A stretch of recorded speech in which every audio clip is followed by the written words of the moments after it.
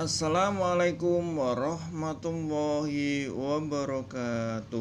Anak-anak, kita berjumpa lagi di pembelajaran fikih masih yang pertama tentang ibadah kurban. Sekarang kita akan belajar yang kedua, yang B, dalil perintah kurban. Berkurban yang kemarin sudah aku jelaskan, yaitu kurban dalam istilahnya koroba yukoribu, kurbanan yang artinya mendekat. Kalau dalam istilah kurban itu berarti adalah mendekatkan diri kepada Allah Subhanahu wa ta'ala, itu kata kurban.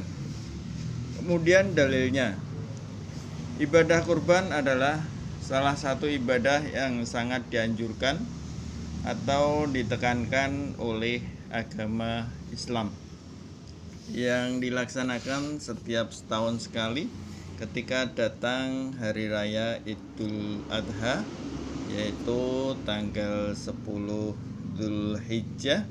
Kemudian kurbannya pelaksanaannya tanggal 10 sampai 13 Dzulhijjah. Untuk dalil-dalilnya sebagai petunjuk perintah Allah yang menyatakan bahwa kurban itu dianjurkan bagi orang Islam yang mampu dan semuanya. Dalam surat Al-Quran, surat Al-Kautsar yang berbunyi, A'udzu billahi minasyaitonir rajim. Bismillahirrahmanirrahim. Inna a'tainakal kautsar fasholli li rabbika wanhar inna syani'aka huwal abtar. Yang artinya, sesungguhnya kami telah memberikan kepadamu nikmat yang banyak, maka dirikanlah sholat karena Tuhanmu dan berkurbanlah.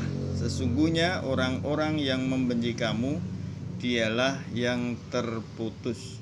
Surat Al-Kautsar ayat 1-3.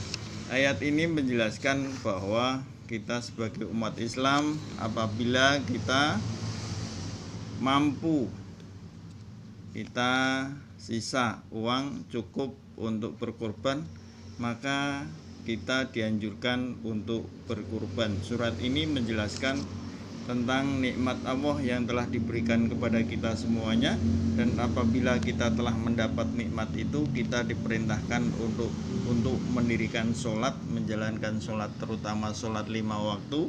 Anak-anak silahkan sholat 5 waktunya, jangan lupa, karena anak-anak sudah umur dewasa, itu sholat 5 waktunya harus dilaksanakan. Karena apa? Kalau anak-anak tidak menjalankan itu, karena hukumnya sudah wajib, maka anak-anak jika tidak menjalankan sholat 5 waktu karena kita orang Islam, maka kita dapat dosa. Dan apabila kita mendapat sisa nikmat harta, maka berkurbanlah. Karena apa? Kurban itu agenda kita untuk mendekatkan diri kepada Allah Subhanahu wa ta'ala. Kemudian dalil itu patokan. Dalil yang kedua yaitu hadis riwayat Ahmad dan Ibnu Majah. Wa an Abi Hurairah radhiyallahu an qala Rasulullah sallallahu alaihi wasallam, man kana lahu sa'atun wa lam yudhah fala yaqrabanna musallana. Rawahu Ahmad wa Ibnu Majah wa shahahul Hakim. Yang artinya, barang siapa yang memiliki kelapangan rizki dan tidak berkurban, maka janganlah ia mendekati tempat sholat kami. Hadis riwayat Ahmad dan Ibnu Majah dan disahihkan oleh Al-Hakim. Hadis ini menjelaskan bahwa setiap orang yang mempunyai kelapangan rizki, kelapangan itu kelebihan rizki yang cukup, yang banyak, dan tidak berkorban, maka di sini dilarang mendekatkan diri pada tempat sholat kami. Berarti ketika kita rezekinya banyak, sisa banyak kok tidak berkurban, maka kita dilarang mendekati tempat sholat, yaitu mungkin masjid, musola, atau di rumah yang digunakan untuk tempat sholat, seperti itu. Kemudian hadis riwayat Tirmidzi, umirtu bin nahri wa huwa sunnatul lakum. Hadis ini mempunyai arti Rasulullah SAW bersabda, aku disuruh menyembelih kurban, dan kurban itu sunnah bagi kamu sekalian. Hadis riwayat Tirmidzi.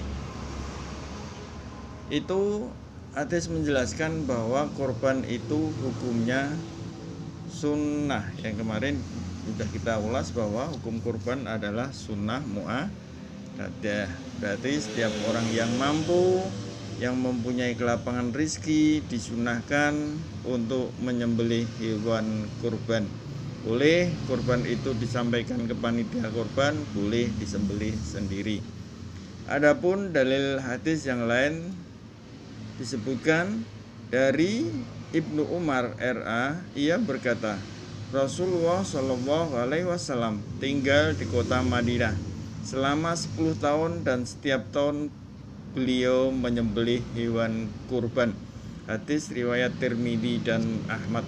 Hadis ini menjelaskan bahwa Nabi besar Muhammad SAW tiap tahun memberikan contoh kepada kita semuanya bahwa kita diminta untuk berkurban karena kita kelebihan rezeki, dan jika cukup artinya ketika kita kelebihan rezeki dan kelebihan itu cukup untuk membeli seekor kambing atau apa, maka kita disunahkan untuk berkurban.